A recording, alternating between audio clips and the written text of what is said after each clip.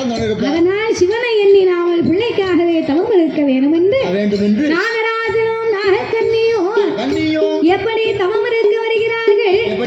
வெள்ளி சவா தலை முருகி வெள்ளி சவா தலை முருகி வெள்ளி சவா தலை முருகி தலை முருகி தலை முருகி அங்கே விரதாமதி இருந்து ஆராய்ந்து வா அங்கே விரதாமதி இருந்து ஆராய்ந்து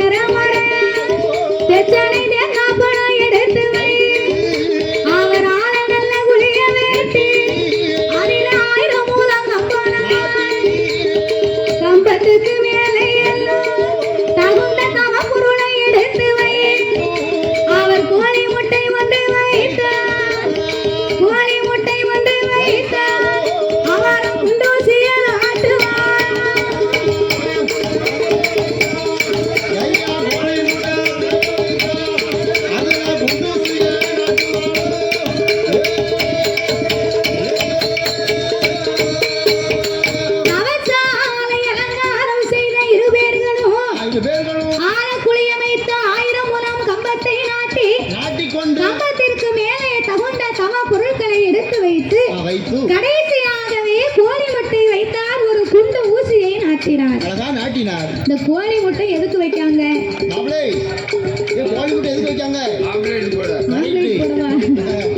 தவம் இருக்க வந்து கோழி முட்டையை வச்சு ஆம்லேட்டையா போடுவாங்க.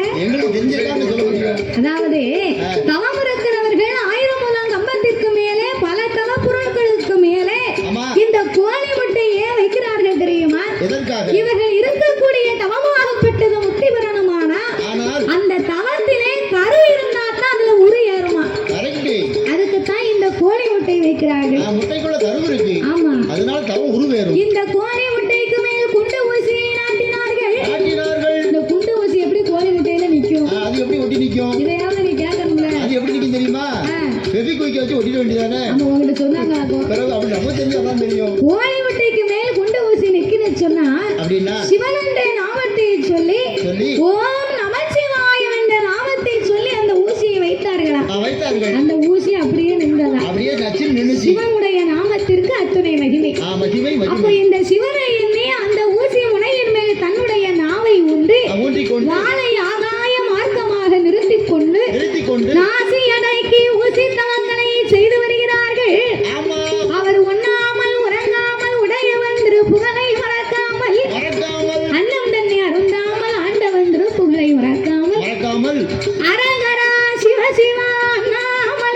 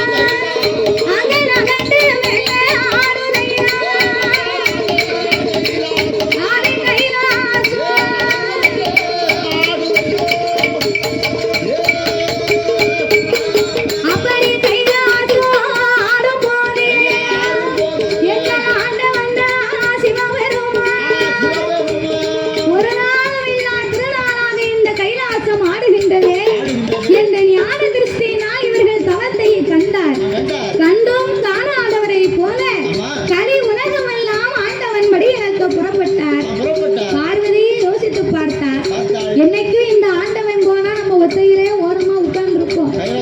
நமக்கு நேரம் போக மாட்டுக்கு.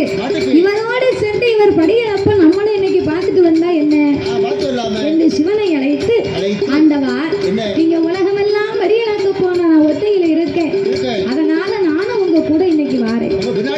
பார்வதி, படியிறக்கும் இடத்திற்கு உன்னை அழைத்து செல்வதனால் எந்த குறைவும் இல்லை.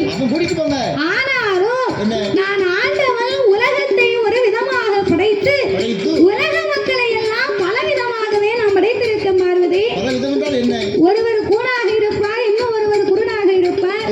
கூன், குருடு, செவிடு, பேடு, நொண்டி, மூக்கரை, குழந்தை உள்ளவர்கள், குழந்தை இல்லாதவர்கள். ஒரு ஆளுக்கு உலகத்திலே யாருக்கும் இல்லாத வசதியை கொடுத்திருப்பேன். ஆனா அங்கு ஒரு குழந்தை செல்வம் இருக்காது. இன்னும் ஒருவருக்கு குடிப்பதற்கு உப்பில்லா கூழ் இருக்காது. அவங்களுக்கு ஒரு கோட்டை பொட்டப்புள்ள கொடுத்திருப்பேன். 21. அந்த காலத்துல 21 பிள்ளை வரைக்கும் வச்சு எடுத்தாங்களா. நீ பெண்ணா பிறந்தவா, ஏழை மனம் கொண்டவா, சக்தி மனதோ இறக்க குணமுடையது. அவருக்கு என்ன ஆச்சு, இவருக்கு என்ன ஆச்சு, இந்த ஐயா ஏன் இப்படி இருக்காங்க அப்படின்னு உன் வாயை வச்சுக்கிட்டு நீ சும்மா இருக்க மாட்டேன். நீ கைலாசத்துல இரு, நான் ஆண்டவன் இப்ப போயிட்டு வந்துருவேன். இறைவா, உங்க கூட வரும்போது நான் எதுவும் பேசக்கூடாது, அவ்வளவுதானே. என் வாயவே திறக்க மாட்டேன், நான் மறுவார்த்தை பேச மாட்டேன், படியிலிருந்து முடிக்க வரைக்கும். நம்ப மாட்டேன். எதுக்கு பார்வதி, நீ இங்க வச்சு ஒண்ணு பேசுவ, பிறகு அங்க வந்து ஒண்ணு பேசுவ. அதனால பொம்பளை வாய் ஒண்ணு நம்ப மாட்டேன்.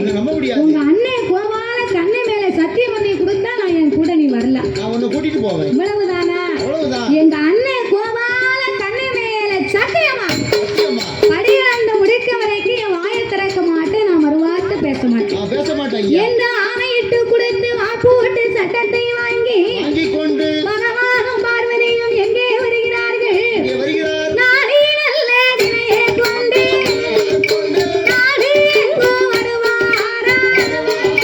புரிய நல்ல தினையை கொண்டு உலகம் எல்லாம் வருவாரா? ஆளாக்கி தினையை கொண்டு